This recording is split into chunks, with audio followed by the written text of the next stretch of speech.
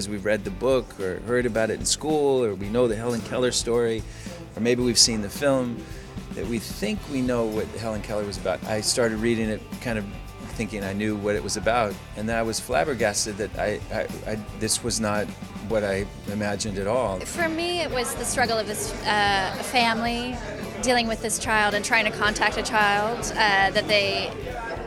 and the struggle of this child who's so isolated, who has all of this emotional life and all of these experiences, and they can't articulate them.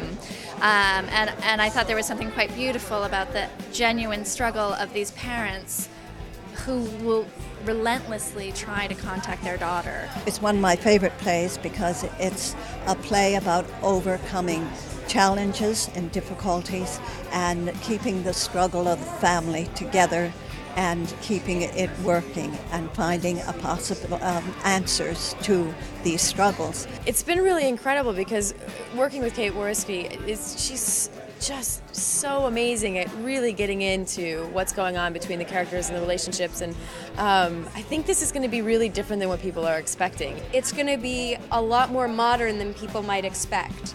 That there is a real modern sense to the way William Gibson wrote the original play, in terms of the language and in terms of the structure of it.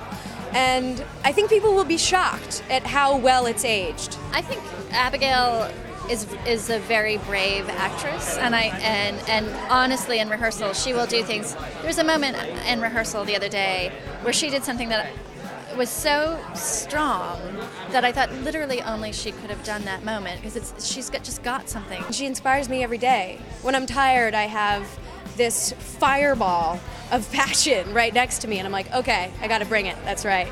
You know, she's amazing and hilarious. The thing that's been most challenging is probably the fact that you don't have takes in theater. You don't have like a second chance. So it's very nerve-wracking, but very exciting. I'm really excited to get started.